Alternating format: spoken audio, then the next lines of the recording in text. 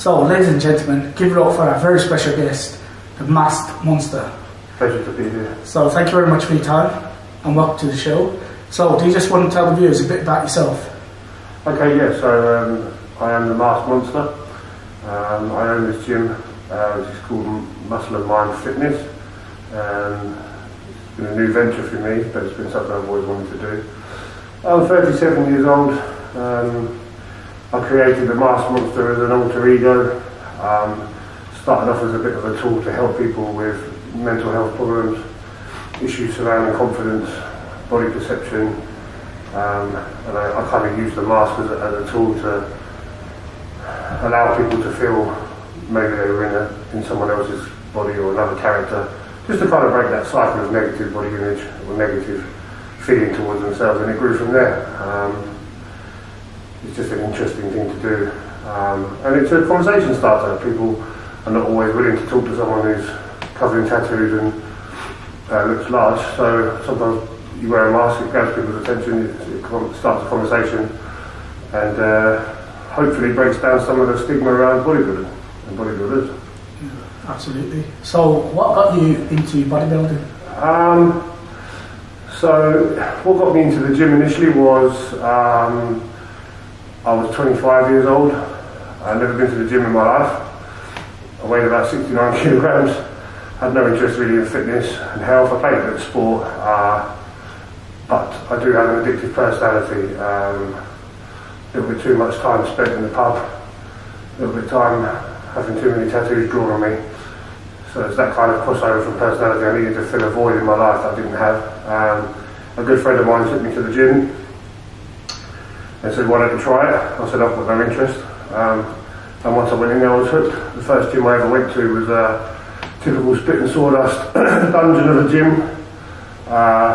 The guys in there at the time to me were huge, and I looked at that and I thought, you know what, this is something I'd like to do. The gym owner made me laugh. I said to him, how much do those weights weigh? And he said, it doesn't matter how much they weigh, if you can pick them up, use them, if you can't, put them back. And it was kind of a learning curve from there, you know. And then from that day on, I kind of had this idea that I wanted to be the biggest guy in the gym. Not for any aggressive reason or anything like that, it was just a goal, you know. You always want to push yourself to your limit, and that was my limit, and I'm still trying to find it to this day. So that's kind of what we started. And I guess that was then fueled by people around me laughing at me, and sometimes in a joking way, saying, you know, you'll never be big, because I was very, very small little guy, naturally very small. And I kind of used that to fuel my fire. If you know, I still have flashbacks now when I'm training. If I need to do a heavy set or I'm struggling, I look back and I think, remember that person told me you couldn't do it, or you can do it, and you can push through.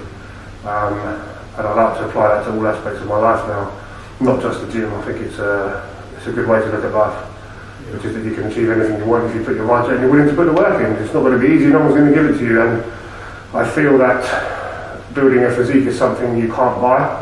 So even if you're a multi-billionaire, you can't buy a physique, you know. You can't just turn up one day and say, right, I've got all the money in the world, I want to look like that. It's something you have to earn. So I'm not looking for credit from other people, but maybe for your own sense of self-worth, you know you can achieve something if you get to a certain level. So it just helps build confidence, and that was kind of what got me hooked, yeah, that environment. Okay, fantastic. So have you ever competed in any bodybuilding competitions? So the answer to that would be no. I love bodybuilding as a way of life, in the fact that I build my body, but the sport of bodybuilding itself doesn't fuel me with the fire to compete. I have a lot of very dear, very close friends. Shout out Ginger Training, my best mate. They compete. I've got professional bodybuilding mates, and I respect what they do, but it's not something that has ever made me want to go on stage. I've been working with my coach now for 5 years, Big Dave, and those of you that know him know that he made 2 films which was under construction, from monster to a freak, so I'm kind of following his footsteps, and the goal is to get up somewhere near that 400 pound bodyweight mark, which is not an aesthetic look for a bodybuilding stage. So the aim is not to look pretty, but the aim is to achieve a target of building my body to that size. So no, I mean, maybe in the future when I've stopped this chasing this mass game, I'd look at that as an option, but I'd have to really dedicate myself to it.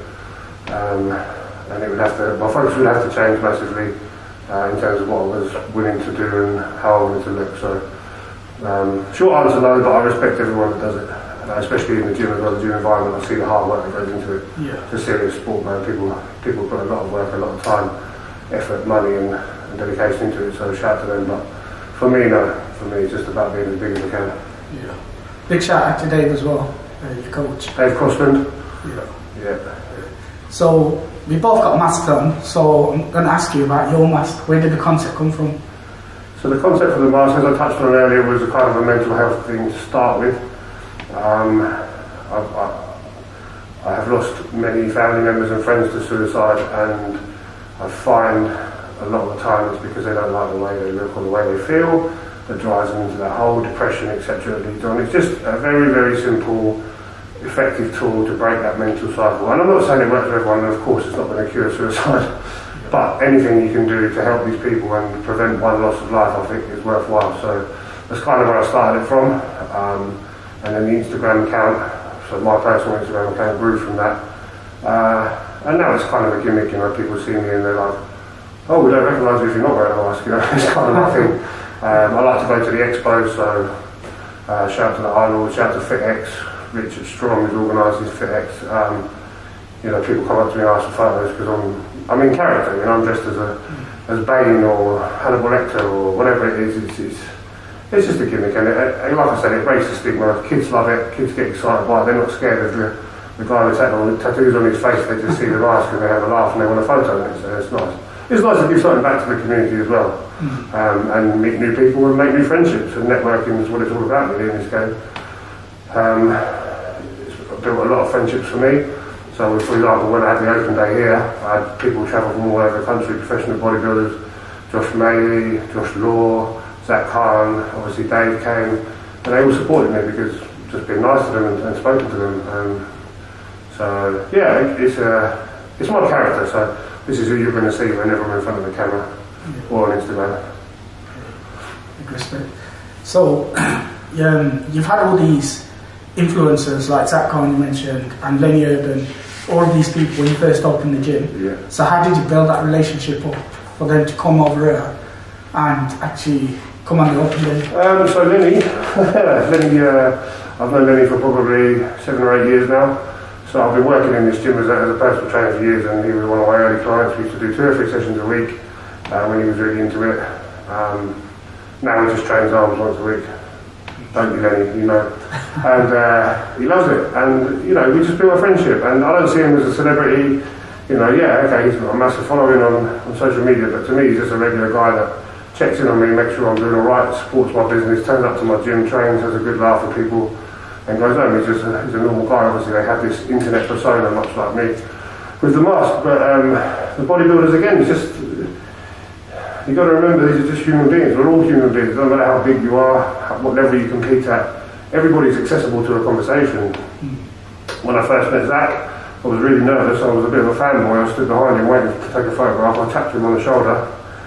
I said, excuse me, Zach, would you mind if I have a photo? And he turned around and he said, well, you're a scary looking, I don't know if I can swear, so maybe keep the language clean. And we got talking, and then we went and got some food and had a walk around together, and we've been friends ever since. So I think, don't be scared to talk to these people, especially if you go to an expo, just say hello. You know, we all have insecurities as well. We're not all, because we're big, we're not all walking around thinking we own the planet or we're something special, you know, everyone's a human. And certainly my brand, my gym, my ethos is all about mental health and equality in humans. I don't care if you train, you don't train, you're fat, you're thin, it doesn't matter to me. You be whatever you want to be, and as long as you're happy, I'll be your friend, you know, because I think that's more important. Yeah, 100%. So let's go to your business, talk about your business now. Yeah. So this gym, how long have you had this gym for? Literally 7 weeks. I think open day was 7th of January, the official open day was 7th of January, and we had it going for a week before that, just kind of soft launch. So it's pretty new, but like I said, I have been working here for a long time under previous ownership, just as a self-employed personal trainer. And it kind of made sense to step into taking it on for myself. And I'm glad I did, and I thank everyone that's supported that journey so far. Hopefully we're going to grow together. Yeah, definitely. So I will do a tour around the gym as well, just to show the viewers a bit about the the gym. So you've been opened for trading for 7 weeks now. Yeah. So just talk to the viewers a bit about the process that you have to go through in order to get it up in terms of the legal side, getting everything set up. Okay, so it's a fairly simple business transaction. Taking on the equipment, taking on the members, obviously paid a fee to that to the previous owner. The reason I went for this location is it's ideal for me as I know everyone. My clients are really trained here. I kind of had a vision for how I would have it. I wanted to have a pink gym, as you can probably see in the background. So it's kind of a seamless transition. There's always issues with legalities, with solicitors and councils and dotting I's and crossing T's, but yes, it's been fairly painless. And I just wanted to follow my dream really, to create a safe space for people from all walks of life to come and train. Hence why we're covered in smiley faces, as you can see from the logo and the merchandise. You know, that's what we're all about, making it a safe space for people to come, enjoy themselves, enjoy their training and develop themselves as people as well as bodies. You know? Yeah, 100%. So in terms of the merchandise, you've kind of given me this merchandise along with the cap as well. Yeah. So how did that idea come about in terms of the merchandise? I always wanted pink and I always wanted black. The Muscle and Mind logo, so obviously muscle, gym, you know, it's a fairly simple connection to make there, but the mind thing is very important to me. So developing people's mental health as well as their physical health. I'll be honest, I had struggles in my youth, mental health problems, and I would touch on it almost to go as far as say that the training in the gym almost saved my life. So I really, really believe that exercise is a key component of developing yourself physically and mentally. It's sometimes hard to get that message across to people that are in a deep, dark depression. And I appreciate the work that GPs do alongside that, but I do believe if you can very, very slowly introduce exercise, community, meeting like-minded people, that it can seriously help as a remedy with depression. And if we can reduce depression, then we can hopefully reduce suicide, which is the ultimate goal, really, for me. Because every person that we lose is another sad story that leaves people behind that, you know, get left with all the hurt and all the pain. So something as simple as a gym, wow, if we can help someone by lifting weights off a bar, then come on guys, no, let's do more of it, you know? Yeah, 100%. Because before the cameras come on, we did talk about mental health and how there's a stigma attached to men not talk about their mental health and stuff like that. So yeah, so if you are suffering from mental health, I think training is the best way, and this gym is a perfect place for you to do that as well. Yeah, I've had customers turn up here and they say, oh, I saw the logo and I thought about mental health. So the forefront of this idea is not about training your body, it's about training your mind, you know, it's about helping yourself mentally. So, you know, having people walk through that door who are in absolutely no physical shape, you know, they maybe never trained in their life, but just seeing the logos and the smiley faces made them think, oh, you know, that's a happy logo, it's a happy place, maybe I'll feel better if I go there. And they genuinely do. I've had people come in and train before I own the gym, you know, when they first walk in the door, timid, shy, scared to talk, don't want to lift their head up, can't make eye contact with anyone, not happy to make friends, and then 3 months later they walk in, stick their fingers up at me and have a laugh and crack on with their training, you know, and then chat to the people that they've met. And that's the most rewarding part of the personal training for me. It's not about making someone lose 5 stone, it's about developing that person mentally where they feel in a better position in their life, and then inherently they're happier, you know. 100%. So before you owned this gym, you were a personal trainer at the time. Yeah. So have you always been into personal training, and what were you doing before personal training? So I have been doing personal training for the last 7 or so years. Before that I was full-time working security, and I continued security work up until I bought this place just on a weekend. Because I eat a lot of chicken, so someone's got to pay the chicken bill. It's not a cheap game, bodybuilding, it's not a cheap game, but work indoors, work in private security, all different types of security jobs. But it's not for me, it's not something that I look forward to doing, it's just easy money. But, you know, not having to be at work till 4 AM on a weekend has made a difference to my life in terms of my recovery from the gym, my ability to eat, my sleep is much better. And I've actually genuinely noticed, and my friends will support this, a change in my physique in the last 2 months through a more consistent sleep pattern. So knocking that on the head, being out all night, being abused by random customers because they've had too much to drink and they don't like the fact you told them they can't go into a nightclub. It's not a good life. It's not what I wanted, you know. It served the purpose for many years. I'm glad I did it. I made some good friends, but it's not a long-term career for me. The gym is what I love. The gym is my passion, and helping people in here is far more rewarding on a personal level than any security job I've ever done. Yeah. So that was a transition. Yeah. And is that why you made that transition from security guard to? So obviously I was doing both jobs for a long time. But yeah, the long-term goal was always to have my own gym, and the fact that this came up in the last 7 to 8 months as an opportunity, it just made sense to take that gamble and go for it, you know. So I put everything I had into it, and here we are. So let's hope it works, otherwise I'll be seeing you back on the doors. So in terms of the business, you've been trading for like 7 weeks now. Yeah. So there's many ups and downs when you have a business. So what is one of the downs that you've, experienced whilst running the gym? I think possibly the hardest thing that I've found has been managing everyone's desire. You know, you want to keep every single customer happy, and it's not until you actually own the business that you realise people will come to you with problems that you may not think are significant or you may not think are sensitive. You have to be able to listen, you have to be able to empathise. I'm very lucky, most people here are great, and I've known most of them a long time. A lot of people that have joined up in the last 7 weeks have been people that used to train me years ago, and they already knew me and they left for reasons beyond my control, and now that it's my gym they come back.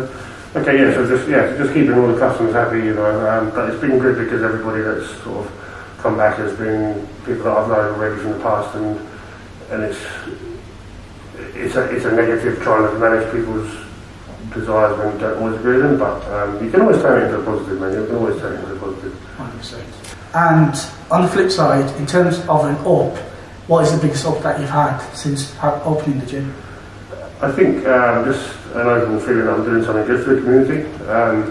So the gym's busy. I originally said I would cap it at 100 members, and I will know on the 1st of the month, but I believe we've hit that target now, so we're full. That's customer satisfaction. And it's just knowing that we can make a difference to people's lives, We've been over the mental health stuff already, so I won't go on about that again, but it's such an important thing, it's such a life-changing thing for some people. Whether they live on their own, they're isolated, they've got no friends, they've got no family, they come down and they train and they feel different. And people come and go, and you might not see them for 6 months, and then they might turn up again and say, oh, I've really missed it, or I missed the community, I missed the buzz, I missed you, whatever, So I think that's been the biggest positive, and the plans going forward are just to build a sort of solid, safe community gym that allows for serious trainers. So alongside the community and being happy, we've got the equipment, we've got the facility for people to train hard, heavy, serious bodybuilders, competitive, non-competitive, as well as people that just want to lose weight and feel in shape. So it's just that balance of both. Allowing all my clients to achieve their goals rather than focusing on one small sort of section, So all links and descriptions, including the address, is shown in the description box below, including Mask Monster's Instagram page as well.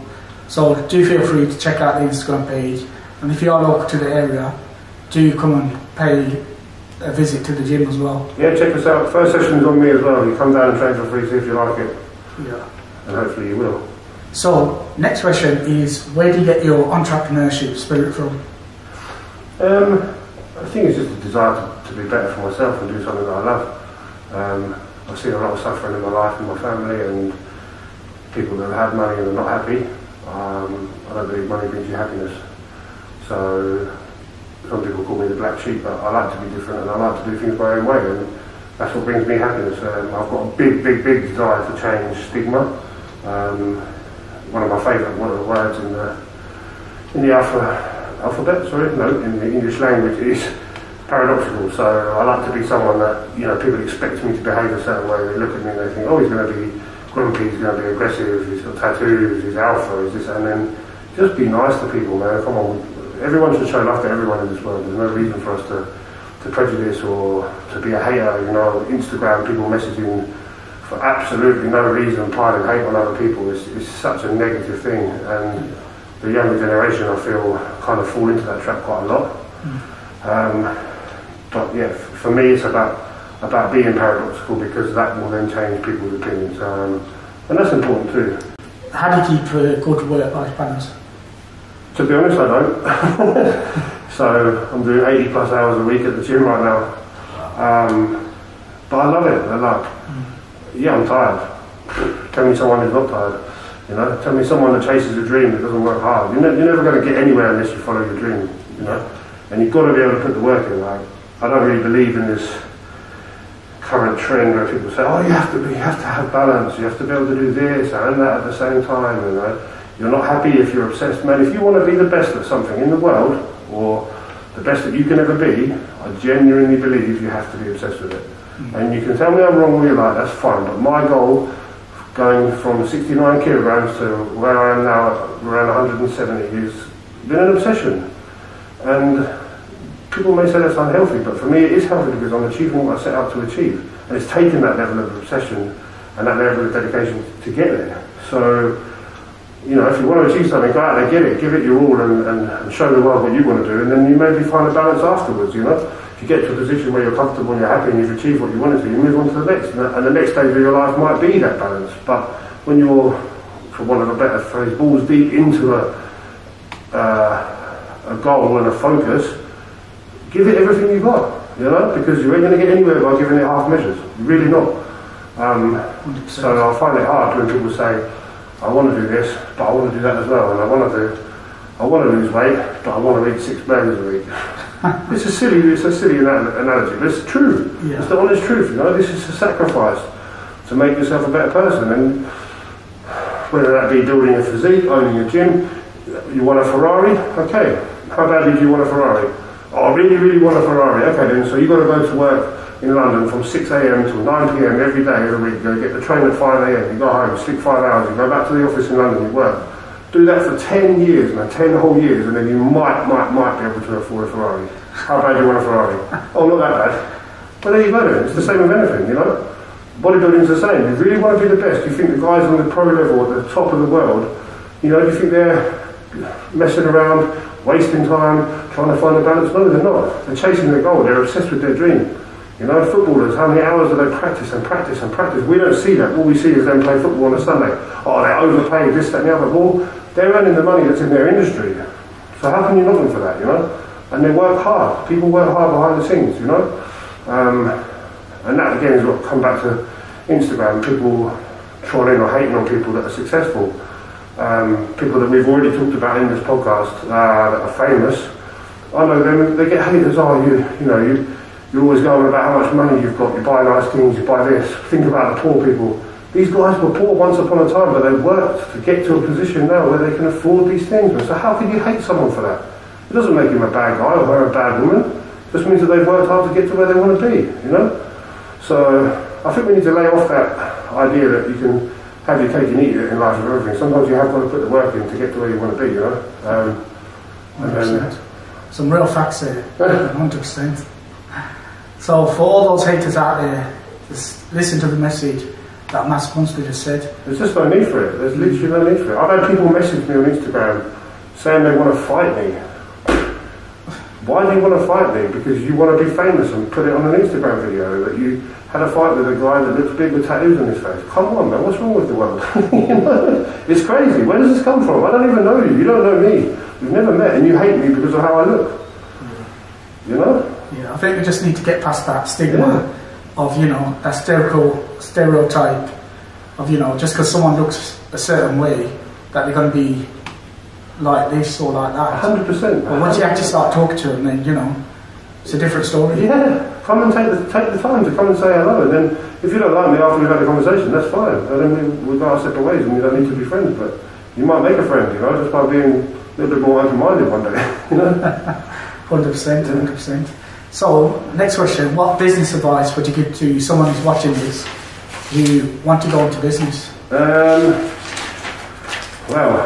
I've not been in business that long, so I don't want to be preaching here.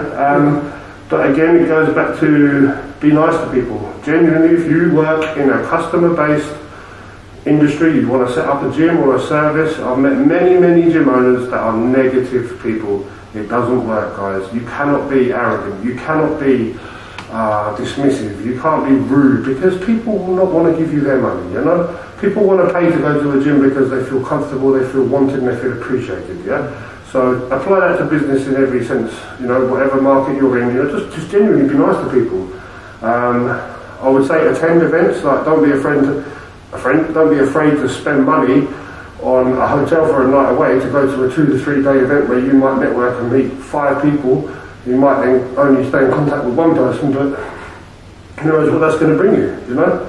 Like I touched earlier on the bodybuilders, you know, I went to these expos for years and I was terrified of all of them, you know, I thought, oh my goodness, you don't want to talk to me. And then they turn around and say, oh, I want to talk to you because you're wearing a mask. Wow, cool. And, you know, builds from there. So, yeah, 100%. Be positive, attend events, and just help other people. If anyone ever reaches out to you for help, help them. You know, because it will come back, karma will come back, and people will help you out. 100%. You know, I had an incident yesterday, a bit of a boring story, but we had a leak, and I had a plumber here within half an hour, a friend of a friend, fixed the job, all the parts, everything, done it as a favour, sort out his membership for a couple of months. It's all people want in life, it's just to be treated fairly, you know? If you want to build your business, rather than me paying out cash, because I'm not nice to people, you make these friendships, you make these bonds, people are always willing to help you out too. So, what sport is out there for business owners, from your opinion? So small businesses, I think, well, my best advice would be get a good accountant that understands how these things work. You know, whether you're going to go as a limited company, sole trader, VAT registered or not, you know, very boring stuff, but it can make a big difference to your business in terms of what you're having to outlay. And to be honest, in a place like this, it's just about having a solid friendship group that can help you, you know. Gyms are full of everyone. You've got plumbers, you've got carpenters, you've got mechanics, you've got everyone that comes in it, policemen, non-police, you know, probably people that live the wrong side of the law. You've got everyone, you've got a mix, so, you know, in terms of help, if you ever need anything, there's people on your doorstep. Don't be afraid to reach out and ask for help from those people. Even if it's just advice, you know, they can't actually help you, they can normally hook you up with someone. But it's a scary thing, it's a scary thing, especially your first business, you know, you're jumping into it and you think, you know, I've suddenly got all this responsibility, but personally, you've just got to embrace it. If it's something you love and it's something you've wanted to do for ages, and don't waste your time, get into it and just get it done if you can, and find a way, you know, there's always a way, you know. 100%. So in terms of going into marketing, what is the most effective marketing thing that you've done to promote? So for me, the business has grown quite organically, so I've not had to do any real paid marketing or anything like that. We just use your standard social media, so your Instagram, Facebook. We're not on TikTok yet because I'm old and I don't understand it, but trust me, I'll get that sorted out. You'll see me doing a little dance in a few weeks. But yeah, shout out to my very close friend Will at Express Media. We can drop that into the description as well. So he came to the open day and he took some amazing photographs capturing exactly the feel of the gym that I wanted, the clientele, the warmth, the natural settings, you know, nothing was forced, nothing was staged. And then, God bless him, he did me a video after the day. It's very short, just about a minute long. We can maybe put a link up to it, using a voiceover from UFC fighter Paddy Pimblett, so Paddy the Baddy. Those of you that know probably know that he, after he won one of his last fights, he did a speech about his friend that he lost to suicide. And he was trying to say, look, let's end the stigma about men not being able to talk. And I know I've bleated on about it the whole way through this podcast, but it's such an important thing that men feel like they can talk. You know, suicide is the biggest killer, so I believe, in men under the age of 45 in this country, more than cancer. That's mental, it blows my mind, even though I've heard it a million times and I've seen it for myself, it still blows my mind how we're losing so many men to mental health, taking their own lives. Like, come on guys, what's going on? We can't be living in a society where that's our biggest killer. You know? So for me that's a very big thing. And shout out to Will, because he really hit the nail on the head with that video, and everyone I showed it to you has either, you know, had an emotional response or been like, yeah, you know what, that's perfect, that gives the vibe of the gym, that's exactly what you needed. So he's done a great job and I'll be using him again. So So shout out to Will, and here's a clip of the actual video itself.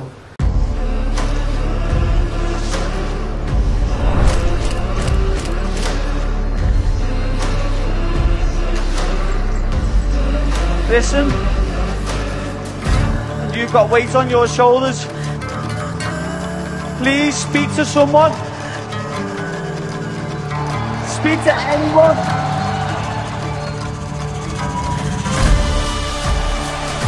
People would rather, I know I'd rather be made cry on my shoulder than go to this funeral next week. So please, let's get rid of this stigma. And men start talking.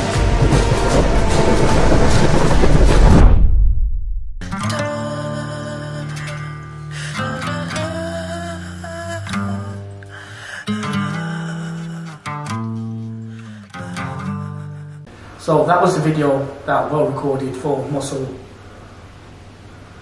and Mind. It's on the wall there. Yeah.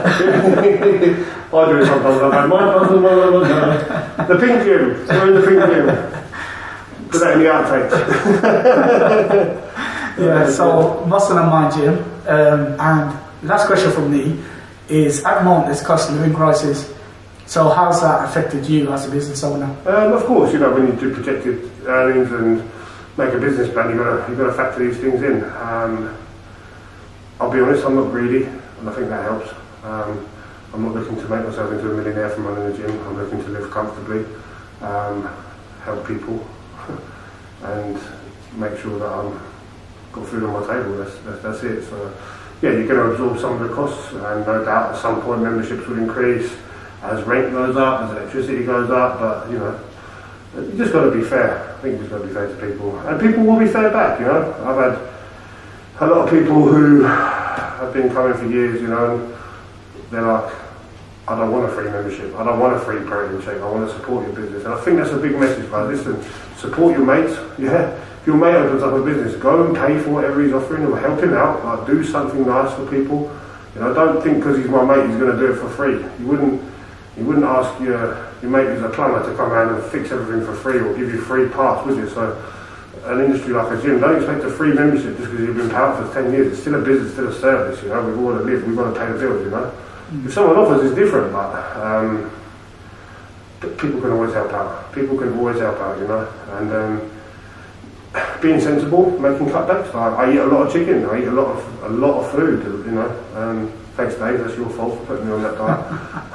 But it's a dedication, but it's a financial commitment too, you know. I've got to find that money to eat. To achieve what I want to achieve, so I'll find a way, so I'll cut back on other things, you know. Josh always makes reference to it in his coaching. People say they can't afford to pay for a coach every month. Well, if your coaching's £120, if you don't have your Sky TV with Sky Sports and all the other add-ons, that's probably 90 quid you save another 20, 30 quid on not buying takeaway coffees or Nando's or whatever, then you can afford a coach. So guys, it really comes down to you. What do you want, you know? What do you want the most, and figure it out.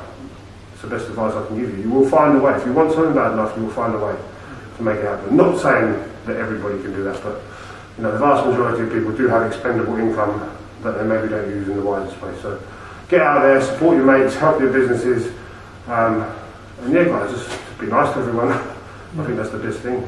Pure facts. Yeah. And that is the end of the podcast. I've been your host, Mr EPC. Big shout out to Mass Monster for coming through. No worries, bro. And if you did like this podcast, do hit that subscribe button and hit that notification bell as well. And do look out for the next podcast as well. So thank you very much for watching.